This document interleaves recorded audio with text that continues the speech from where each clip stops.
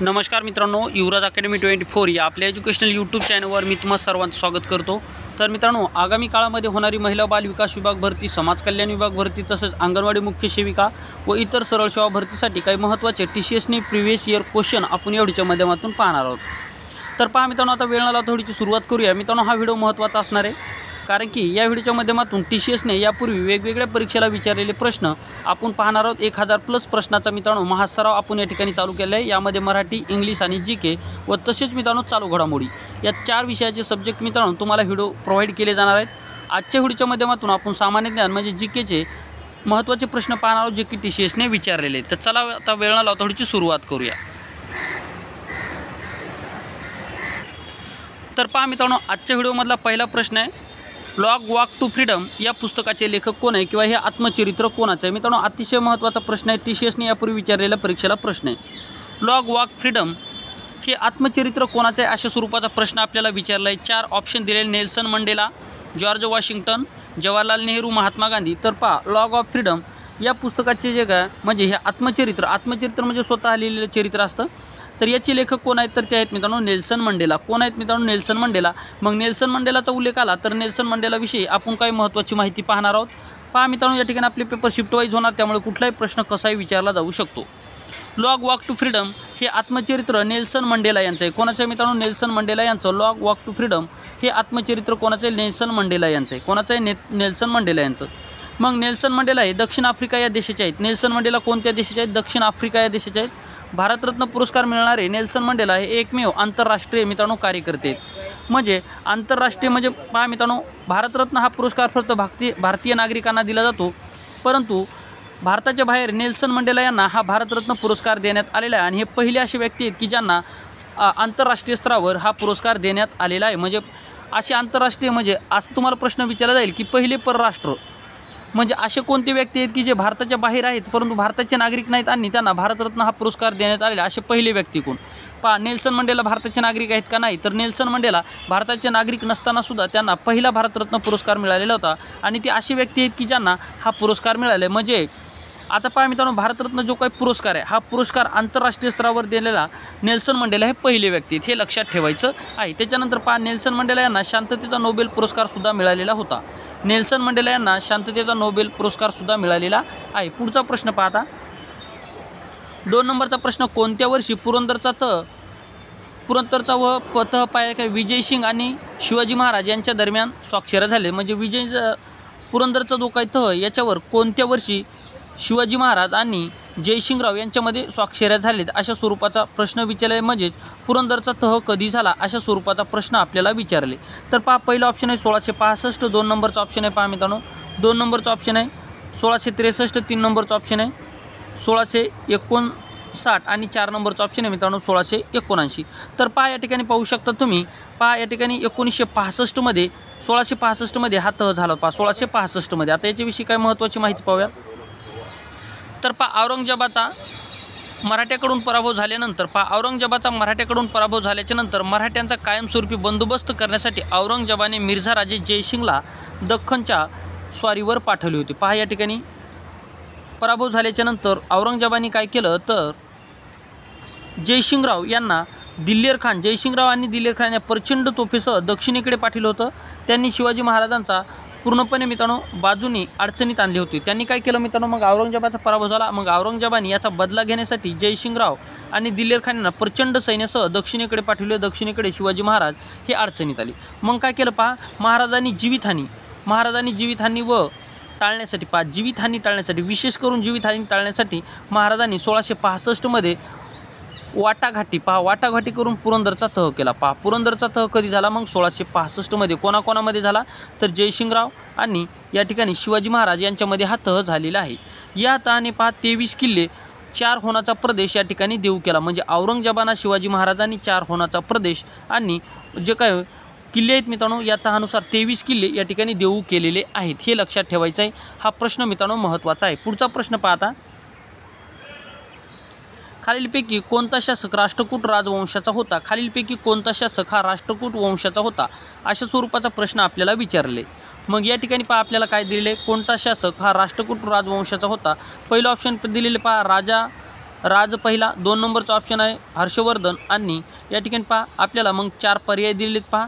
विष्णुवर्धन आपल्याला दिले पहिलं कोणतं आहे राजा पहिला, त्याच्यानंतर विष्णुवर्धन. मग पहा पहिलं ऑप्शन दिले ए आणि बी यापैकी नाही, ए किंवा बी या दोन्हीपैकी एक. 3 नंबरचा ऑप्शन आहे केवळ बी आणि केवळ ए. तर मित्रांनो याचं उत्तर आहे यापैकी एकही नाही. म्हणजे राज पहिला आणि विष्णुवर्धन हे दोन्हीसुद्धा राष्ट्रकूट राजवंशाचे नाहीत. म्हणजे यांनी राष्ट्रकूट राजवंशामध्ये सत्ता भोगलेली नाही, हे तुम्हाला लक्षात ठेवायचं आहे. म्हणजे ऑप्शन क्रमांक 1 आहे आपल्या प्रश्नाचं उत्तर. आता याविषयी अधिकची माहिती आपण पाहूयात. या ठिकाणी काय म्हणलेलं आहे, राष्ट्रकूट राजघराण्याचा संस्थापक कोण होता? दंतीदुर्ग होता. राष्ट्रकूट घराण्याचा संस्थापक कोण होता? हा प्रश्न खूप महत्त्वाचा आहे. राष्ट्रकूट घराण्याचा संस्थापक कोण होता? दंतीदुर्ग होता. कोण लक्षात ठेवा, दंतीदुर्ग हा राष्ट्रकूट घराण्याचा संस्थापक होता. त्याच्यानंतर कृष्णा प्रथम हा राज झाला. त्याच्यानंतर गोविंद दुसरा हा या ठिकाणी राजा झालेला आहे. ठीक आहे, पुढे पहा. आता पहा घोयसाळ घराणे. घोयसाळ घराणे हे कर्नाटक राज्याचे होते. घोयसाळ घराणे कुठलं होतं मित्रांनो? कर्नाटक या राज्याचं. पहा या ठिकाणी होयसाळ झाले तर घोयसाळ घराणे हे लक्षात ठेवा. आता पहा विष्णुवर्धन हा होयसाळ या घराण्याचा राजा होता. विष्णुवर्धन कुठला राजा होता? होयसाळ या घराण्याचा राजा होता, जे की आपल्याला ऑप्शन क्रमांक 2 मध्ये दिले. आणि आपल्याला काय म्हणले? राष्ट्रकूट राजवंशाचा. म्हणजे विष्णुवर्धन हा कोणत्या घराण्याचा होता? तर हा विष्णुवर्धन हा होयसाळ या घराण्याचा होता. आणि होयसाळ हे घराणे कुठं? कर्नाटक या राज्यामध्ये. त्याच्यानंतर पहा राजा आपल्याला दिले पहिलं ऑप्शन दिले, तर हा ह्याचं कुठल्या घराण्याचा होता? तर हा चालुक्य या घराण्याचा होता. त्याच्यानंतर पहा सिमुख हा सातवाहन राजवंशाचा संस्थापक मानला जातो. सिमुख हा कोणाचा संस्थापक मानला जातो? तर सिमुख हा सातवाहन घराण्याचा संस्थापक मानला जातो. प्रश्न विचारला जाईल की सातवाहन घराण्याचा संस्थापक कोण होता? तर आपलं उत्तर काय असलं पाहिजे? सिमुख. आणि सातवाहन घराण्यातील सर्वात कर्तबशाली राजा कोणता होता? तर तो होता मित्रांनो गौतमीपुत्र सातकर्णी हा या ठिकाणी मित्रांनो सर्वात शक्तिशाली आणि सर्वात जास्त मित्रांनो विस्तार करणारा सातवाहन राज्यातील घराण्यातील राजा होता. हे सुद्धा तुम्हाला लक्षात ठेवायचं आहे. गौतमीपुत्र सातकर्णी हा सातवाहन राज्यातील राजा होता. त्याच्यानंतर पुढचा प्रश्न पहा आता 4 नंबरचा.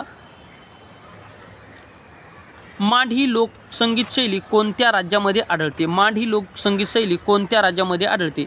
पहिलं ऑप्शन दिलेले पहा आपल्याला मध्य प्रदेश, 2 नंबरचं ऑप्शन दिलेले राजस्थान, 3 नंबरचं ऑप्शन आहे पंजाब आणि 4 नंबरचं ऑप्शन आहे मित्रांनो आसाम. तर मांड ही जी काय मित्रांनो लोकसंगीत शैली कोणत्या राज्यामध्ये आढळते? तर ती राजस्थान या राज्यामध्ये आढळते. IMP प्रश्न पहा, राजस्थान या राज्यामध्ये आढळते. अशा स्वरूपाचे प्रश्न TCS 100% विचारतं आणि विचारलेले प्रश्न आहेत हे लक्षात ठेवा. पूर्ण प्रश्न PYQ आहेत हे तुम्हाला या ठिकाणी लक्षात ठेवायचं आहे. आत्तापर्यंत जेवढे प्रश्न आपण घेतले, आपली ही प्लेलिस्टसुद्धा तुम्ही पाहू शकता. तर पहा मांड ही लोकसंगीत शैली राजस्थान या राज्याची प्रसिद्ध आहे. कोण पहा मांड ही लोकसंगीत शैली राजस्थान या राज्याची प्रसिद्ध आहे. कुचिपुडी हा नृत्य प्रकार कोणत्या राज्याचा आहे? आंध्र प्रदेश या राज्याचा आहे. बिहू हा सण कोणत्या राज्यामध्ये साजरा केला जातो? तर आसाम या राज्यामध्ये साजरा केला जातो. आणि आसामची राजधानी मित्रांनो दिसपूर ही आसामची राजधानी आहे. दिसपूर ही कोणत्या राज्याची राजधानी आहे? तर दिसपूर ही आसाम या राज्याची राजधानी. क्षत्रिय नृत्य प्रकार हा कोणत्या राज्याचा आहे? तर हा सुद्धा आसाम या राज्याचा आहे. भांगडा आणि गिद्दार हे कुठले? तर पंजाब या राज्याचे आहेत. त्याच्यानंतर पहा खाली आपल्याला दिलेले आहेत जे की TCSने यापूर्वी विचारले सर्व प्रश्न. हे विश्लेषणसुद्धा खूप महत्त्वाचं आहे. पहा लेझिम, पोवाडा, लावणी हे कोणत्या आपल्या महाराष्ट्र राज्याचे आहेत? आता 5 नंबरचा प्रश्न पहा. छत्रपती शिवाजी महाराज राज्याभिषेक 6 जून 1674 रोजी झाला असून त्यांच्या राज्याभिषेकाप्रसंगी सोन्याचे कोणते नाणे निर्माण करण्यात आले होते? शिवाजी महाराजांचा राज्याभिषेक कधी झाला हा सुद्धा प्रश्न विचारलेला आहे. तर शिवाजी महाराजांचा राज्याभिषेक 6 जून 1674 रोजी झालेला आहे. आणि या ठिकाणी मग त्यांच्या राज्याभिषेकाप्रसंगी मित्रांनो सोन्याचे कोणते नाणे काढले होते अशा स्वरूपाचा प्रश्न विचारले. पहिलं पहा शिवशाही, 2 नंबरचा आहे होन. त्याच्यानंतर खालचे ऑप्शनसुद्धा आपण या ठिकाणी पाहूयात. पहा खालचे ऑप्शन आपल्याला काय दिलेले? शिवराई आणि स्वराज्य. तर पहा मित्रांनो ज्यावेळेस शिवाजी महाराजांचा राज्याभिषेक होत होता त्यावेळेस मित्रांनो सोन्याचे होन नाणे काढले होते. ऑप्शन क्रमांक 2 आहे आपल्या प्रश्नाचं उत्तर. पहा राज्याभिषेकासंदर्भामध्ये महत्त्वाची माहिती पाहूयात आता. छत्रपती शिवाजी महाराजांचा राज्याभिषेक 6 जून 1674 रोजी गागाभट्ट नावाच्या महाराजांनी केलेला होता. पहा कुठले ब्राह्मण होते? तर गागाभट्ट नावाच्या ब्राह्मणांनी शिवाजी महाराजांचा राज्याभिषेक केला होता. तर ते कुठून आणले होते? काशीहून आणलेले होते. पहा गागाभट्ट यांना काशीवरून बोलविण्यात आलेलं होतं. स्वराज्याची स्थापना छत्रपती शिवाजी महाराजांनी रायरेश्वराच्या मंदिरामध्ये, म्हणजे स्वराज्य स्थापन करण्याची जी काही शपथ आहे, स्वराज्य स्थापन करण्याची शपथ महाराजांनी कुठे घेतली होती? रायरेश्वराच्या मंदिरामध्ये घेतली होती. कुठे मित्रांनो? रायरेश्वराच्या मंदिरामध्ये घेतली होती. स्वराज्याचे तोरण छत्रपती शिवाजी महाराज यांनी तोरणा किल्ला जिंकून या ठिकाणी केलेले आहे. म्हणजे स्वराज्याची शपथ, स्वराज्य स्थापन करण्याची शपथ त्यांनी रायरेश्वराच्या मंदिरामध्ये घेतली होती. म्हणजे ही शपथ पूर्ण करण्यासाठी त्यांनी आपलं स्वतःचे स्वराज्य निर्माण करण्यासाठी सर्वप्रथम कोणता किल्ला जिंकला? तोरणा हा किल्ला जिंकला. तर तोरणा हा किल्ला कोणत्या जिल्ह्यामध्ये, पहा तोरणा हा किल्ला कोणत्या जिल्ह्यामध्ये, मला कमेंट बॉक्समध्ये सांगा. हा सुद्धा प्रश्न विचारलेला आहे. पहा छत्रपती शिवाजी महाराजांनी पहिली राजधानी राजगड या ठिकाणी होती. पहा हा प्रश्न खूप महत्त्वाचा आहे. शिवाजी महाराजांची पहिली राजधानी राजगड होती, रायगड नाही, लक्षात ठेवा. पहिली राजधानी राजगड होती, राजगड आणि राजगडहून मग दुसरी राजधानी म्हणजे राजगडच्या नंतर रायगडला हलवली होती, हे लक्षात ठेवा. मग पहिली राजधानी कोणती असा प्रश्न जर विचारला तर आपलं उत्तर काय? राजगड असलं पाहिजे. पहिलं ऑप्शन ते आपल्याला रायगड देतात, त्यामुळे आपण फसायचं नाही, लक्षात ठेवा. चांगल्या प्रकारे लक्षात ठेवा. राजगड ही छत्रपती शिवाजी महाराजांची राज्याची पहिली राजधानी होती आणि छत्रपती शिवाजी महाराज यांनी आपला राज्याभिषेक 6 जून 1674 गागाभट्ट यांच्याकडून करून घेतलेला आहे. आणि स्वराज्य स्थापन करण्याची शपथ रायरेश्वराच्या मंदिरामध्ये घेतली होती. आणि स्वराज्य स्थापन करण्यासाठी पहिला किल्ला त्यांनी तोरणा हा किल्ला जिंकलेला होता. नंतर त्याने कालांतराने ही राजधानी रायगडला नेली. छत्रपती शिवाजी महाराज यांचा जन्म शिवनेरी किल्ल्यावर झाला होता. शिवनेरी हा किल्ला पुणे जिल्ह्यामध्ये येतो. तर छत्रपती शिवाजी महाराज जिजामाता ज्यावेळेस गरोदर होती त्यावेळेस मित्रांनो छत्रपती शिवाजी महाराज हे शिवनेरी या किल्ल्यावर होते आणि त्या किल्ल्यावर त्यांचा जन्म झाला होता. तर त्यावेळेस शिवाजी महाराजांच्या आईचे रक्षक कोण होते, मला कमेंट बॉक्समध्ये नक्की सांगा. ज्यावेळेस जिजामाता गरोदर होत्या त्यावेळेस मित्रांनो शिवनेरी या किल्ल्यावर या ठिकाणी शिवाजी महाराजांची आई म्हणजे जिजामाता यांना ठेवण्यात आलं होतं. त्यावेळेस त्यांच्या रक्षणासाठी कोणता सुभेदार ठेवलेला होता, मला कमेंट बॉक्समध्ये नक्की सांगा. छत्रपती शिवाजी महाराजांनी राज्याभिषेक करण्यासाठी अष्टमंडळाची सुद्धा स्थापना केली होती. पहा छत्रपती शिवाजी महाराजांनी आपला राज्यकारभार व्यवस्थितरित्या चालण्यासाठी अष्टमंडळाची स्थापना केली होती. अष्टमंडळाची स्थापना केली होती. म्हणजे मित्रांनो हे अष्टमंडळ आता जे काही मंत्रिमंडळ आहे त्याप्रमाणे मित्रांनो हे अष्टमंडळ होतं आणि ते आपापल्या खात्याचा कारभार या ठिकाणी पाहत होतं. ठीक आहे. पुढे राज्याभिषेकाप्रसंगी महाराजांनी सोन्याची होन नाणी काढली होती. हा प्रश्न आपल्याला विचारलेला आहे. आत्ता जो काय प्रश्न विचारला तो हा होता. राज्याभिषेकाप्रसंगी शिवाजी महाराजांनी सोन्याची होन नाणी काढलेली होती. ठीक आहे. त्याच्यानंतर पहा शिवाजी महाराजांच्या आईचे नाव जिजामाता असे होते आणि त्या बुलढाणा जिल्ह्याच्या होत्या. कुठल्या होत्या मित्रांनो? बुलढाणा या जिल्ह्याच्या होत्या. बुलढाणा जिल्ह्यामध्ये त्यांचं गाव मला या ठिकाणी कमेंट बॉक्समध्ये तुम्ही सांगू शकता. पुढे पहा आता 6 नंबरचा प्रश्न. मध्य उच्च प्रदेश हे क्षेत्र भारतीय मैदान व रिकाम जागा नदीच्या दरम्यान आहे. गोदावरी नदी, यमुना नदी, कृष्ण नदी आणि नर्मदा नदी. तर पहा हे क्षेत्र उत्तर भारतीय मैदान नर्मदा नदीच्या दरम्यान आहे. म्हणजे ऑप्शन क्रमांक 4 आहे आपल्या प्रश्नाचं उत्तर. हा सुद्धा प्रश्न महत्त्वाचा आहे मित्रांनो, तुम्हाला हे सुद्धा माहीत असलं पाहिजे. ब्रह्मपुत्रा नदी ही या ठिकाणी चीन देशामध्ये उगम पावते आणि मित्रांनो ही सर्वप्रथम भारताच्या कोणत्या राज्यामध्ये प्रवेश करते, हा सुद्धा प्रश्न TCSने विचारला आहे. तर लक्षात ठेवा अरुणाचल प्रदेश. अरुणाचल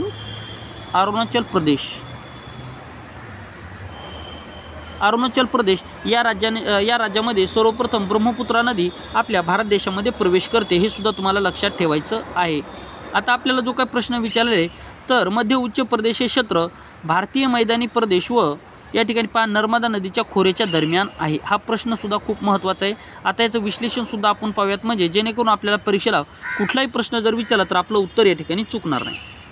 तर पहा मध्य उच्चभूमी एक सलग रांग असून तुटक रांगा आहेत. मध्यभूमी ही कशी एक सलग रांग असून त्यामध्ये रांगा कशा आहेत मित्रांनो? तुटक रांगा आहेत. त्याच्यानंतर पहा या रांगेत विंध्याचल पर्वतरांगा, सातपुडा पर्वतरांगा इत्यादीचा समावेश होतो. पहा विंध्याचल पर्वतरांगा, सातपुडा पर्वतरांगा. मित्रांनो हा सुद्धा प्रश्न आपल्याला TCSने विचारलेला आहे की विंध्याचल पर्वतरांगा हे महाराष्ट्र राज्याच्या कोणत्या दिशेला आहेत? तर विंध्याचल पर्वतरांगा हे महाराष्ट्र राज्याच्या उत्तर दिशेला आहेत. हे सुद्धा लक्षात ठेवा. विंध्याचल पर्वतरांगा ह्या कोणत्या राज्यामध्ये आहेत? तर ह्या मध्य प्रदेश या राज्यामध्ये आहेत. हे सुद्धा तुम्हाला लक्षात ठेवायचं आहे. पुढचा प्रश्न पाहता 7 नंबरचा प्रश्न आपल्याला काय विचारलेला आहे?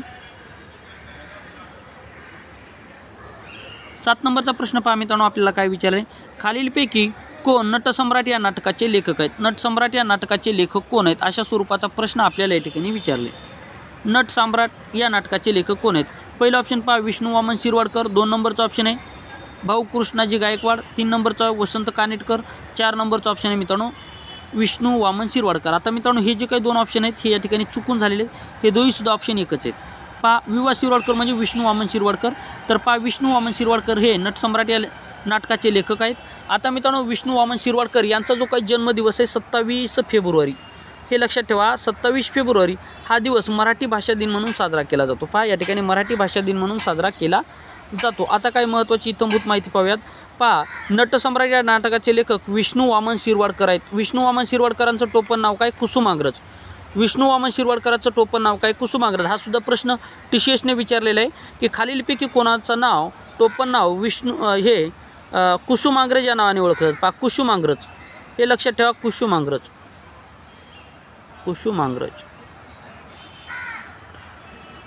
कुसुमाग्रज हे टोपण नाव कोणाचं आहे? तर विष्णू वामन शिरवाडकरचं आहे. तर गोविंदाग्रज हे नाव कोणाचं आहे? मला कमेंट बॉक्समध्ये नक्की तुम्ही सांगू शकता. आता पहा नटसम्राट या नाटकामध्ये मुख्य भूमिका श्रीराम लागू यांचे. नटसम्राट या नाटकामध्ये मुख्य भूमिका कोणाचे? श्रीराम लागू यांचे. हा सुद्धा प्रश्न मित्रांनो TCSने खूप वेळेस विचारलेला आहे. त्यामुळे आता विश्लेषणातले सुद्धा प्रश्न मित्रांनो TCSने वेगवेगळ्या परीक्षेला विचारलेले आहेत. ठीक आहे. तर पहा नटसम्राट या नाटकामध्ये मुख्य भूमिका श्रीराम लागू यांचे. विष्णू वामन शिरवाडकर यांना कुसुमाग्रज या नावाने ओळखले जाते. तर राम गणेश गडकर यांना गोविंदाग्रज या नावाने ओळखले जाते. या दोघांमध्ये कन्फ्यूज केलं जाऊ शकतं. पहा राम गणेश गडकरी गोविंदाग्रज आणि कुसुमाग्रज हे म्हणजेच विष्णू वामन शिरवाडकर. 27 फेब्रुवारी हे दिवस विष्णू वामन शिरवाडकर यांचा जन्मदिवस मराठी भाषा दिन म्हणून साजरा केला जातो. 28 फेब्रुवारी हा दिवस CV रमन यांना नोबेल पुरस्कार मिळाले होते, म्हणून 28 फेब्रुवारी हे दिवस राष्ट्रीय विज्ञान दिन म्हणून साजरा केला जातो. हा सुद्धा प्रश्न खूप महत्त्वाचा आहे. हा प्रश्न मित्रांनो GKचा आहे. आता हा प्रश्न घेण्याचं कारण आहे की 27 फेब्रुवारी आणि 28 फेब्रुवारी हे एकामागे एक येतात. त्यामुळे मित्रांनो तुम्हाला हे दोन्हीसुद्धा लक्षात राहावं या ठिकाणी. त्यामुळे हा प्रश्न घेतलेला आहे. तर आशा करतो हा प्रश्न व्यवस्थितरित्या समजलेला असेल. 8 नंबरचा प्रश्न पहा. महाराष्ट्रात शिवसेना पहिल्यांदा सत्तेत कोणत्या वर्षी आली होती? महाराष्ट्रामध्ये शिवसेना हा पक्ष सर्वप्रथम केव्हा सत्तेत आला होता? अशा स्वरूपाचा प्रश्न आपल्याला या ठिकाणी विचारले.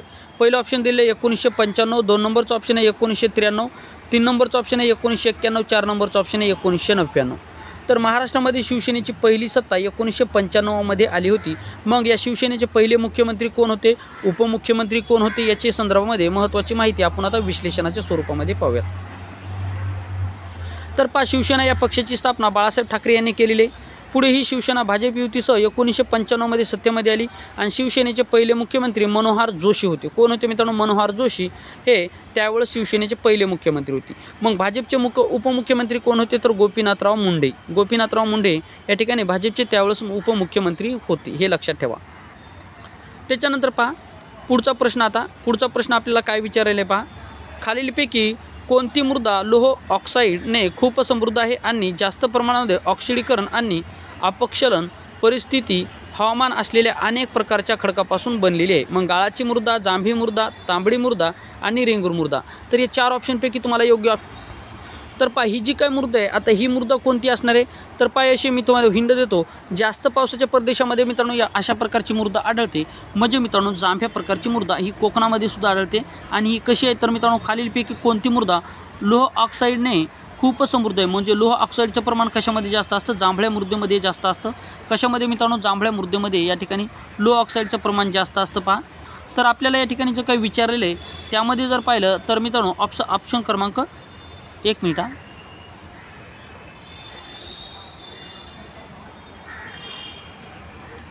आपलं ऑप्शन क्रमांक 2 आहे आपल्या प्रश्नाचं उत्तर. आता याच्याविषयी काही महत्त्वाची माहिती पाहूयात. तर पहा ही मृदा जांभ्या खडकापासून तयार झालेली असते. जांभा खडक, आता पहा जांभा खडका झाले तर जांभा खडक हा डोंगराळ प्रदेशामध्ये आढळतो. जांभा खडकात बॉक्साईड विपुल साठे असतात. म्हणजे जांभ्या खडकामध्ये पहा बॉक्साईडचे सुद्धा विपुल प्रमाणामध्ये साठे असतात. बॉक्साईड हे प्रामुख्याने कोणत्या जिल्ह्यामध्ये आढळतं? मला कमेंट बॉक्समध्ये नक्की सांगा. लोहाच्या ऑक्सिडीकरणामुळे जांभी मृदा लालसर होते. पहा लोहाच्या ऑक्सिडीकरणामुळे जांभी मृदा ही लालसर कलरची दिसत असते. जास्त पावसाच्या प्रदेशामध्ये जांभी मृदा आढळते. महाराष्ट्रातील विशेष करून कोकणामध्ये ही मृदा भरपूर प्रमाणामध्ये आपल्याला बघावयास मिळते. त्या मृदेमध्ये फळबागा ह्या मोठ्या प्रमाणामध्ये घेतल्या जातात. त्यामुळे मित्रांनो फळबाग हे सर्वात जास्त कोकणामध्ये चालतं, हे सुद्धा लक्षात ठेवा. त्याच्यानंतर पहा महाराष्ट्रामध्ये ही मृदा रत्नागिरी, सिंधुदुर्ग, गडचिरोली, कोल्हापूर या जिल्ह्यामध्ये आढळते. महाराष्ट्राचा बराचसा भूभाग हा बेसॉल्ट या अग्निजन्य खडकापासून बनलेला आहे. म्हणजे मित्रांनो आपल्या महाराष्ट्राचा बराचसा भूभाग कशापासून बनलेला आहे? बेसॉल्ट या अग्निजन्य खडकापासून बनलेला आहे. आता काळी मृदा, रेंगूळ मृदा, कापसाची मृदा म्हणून सुद्धा ओळखली जाते. पहा कोणती मृदा कापसाची मृदा म्हणून ओळखली जाते? तर काळी मृदा काळी मृदेला रेंगूळ मृदा असे सुद्धा म्हटलं जातं आणि कापसासाठी उपयुक्त असलेली मृदा आहे. हा सुद्धा प्रश्न तुमच्यासाठी परीक्षेला विचारला जाऊ शकतो. आता पहा 10 नंबरचा प्रश्न आणि या व्हिडिओमधला शेवटचा प्रश्न पहा. आपल्याला काय विचारलं आहे, पंचायत समितीला दर महिन्याला कमीत कमी रिकाम जागा इतक्या बैठका घेणे बंधनकारक आहे. मग पहा 2, 1, 4 आणि 3. तर पहा या ठिकाणी विश्लेषण दिले आहे. भारतामध्ये पंचायत राजचा स्वीकार सर्वप्रथम बलवंतराय मेहता समितीच्या शिफारशीनुसार राजस्थान या राज्यामध्ये करण्यात आला. पहा पहिला जो काही पंचायत राज कुठे सुरू झाले तर राजस्थान राज्यामध्ये झाली. कधी तर 2 ऑक्टोबर 1959 रोजी पंडित जवाहरलाल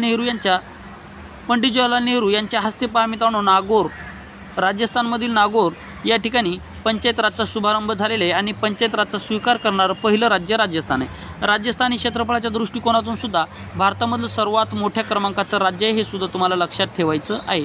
आता याच्याविषयी काही महत्त्वाची माहिती पाहूयात. पहा महाराष्ट्रामध्ये पंचायत राज ही त्रिस्तरीय म्हणजे पहा जिल्हा परिषद, पंचायत समिती आणि ग्रामपंचायत अशी 3 स्तर आहेत. तर गट म्हणजे मित्रांनो तालुका स्तरावर पंचायत समिती आहे, ग्रामीण लेवलवर ग्रामपंचायत आहे आणि याच्यानंतर 5 जिल्हा स्तरावर जिल्हा परिषद आहे. पंचायत समितीला आवश्यक तितक्या सभा घेता येतात, परंतु पंचायत समितीच्या सलग 2 सभामध्ये 1 महिन्यापेक्षा जास्त अंतर नसावे. म्हणजे 1 महिन्यामध्ये 1 सभा झालीच पाहिजे.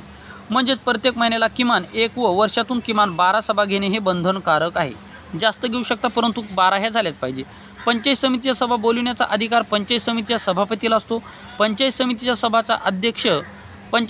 सभांचा जो काय अध्यक्ष आहे हे कोण असतं तर सभापती भूषवतात. पंचायत समिती पहा सभापती नसल्यास या ठिकाणी उपसभापती अध्यक्षपद भूषवत असतात. पंचायत समितीचा प्रशासकीय प्रमुख म्हणून गट विकास अधिकारी म्हणजे BDO हा काम पाहत असतो. पंचायत समितीचा प्रशासकीय अधिकारी हे प्रश्न खूप महत्त्वाचे आहेत. पहा पंचायत समितीचा प्रशासकीय अधिकारी कोण, गट विकास अधिकारी म्हणजे BDO. तर ग्रामपंचायतीचा प्रशासकीय अधिकारी म्हणून ग्रामसेवक, जिल्हा परिषदेचा प्रशासकीय अधिकारी म्हणून मुख्य कार्यकारी म्हणजे CEO चीफ एक्झिक्युटिव्ह ऑफिसर.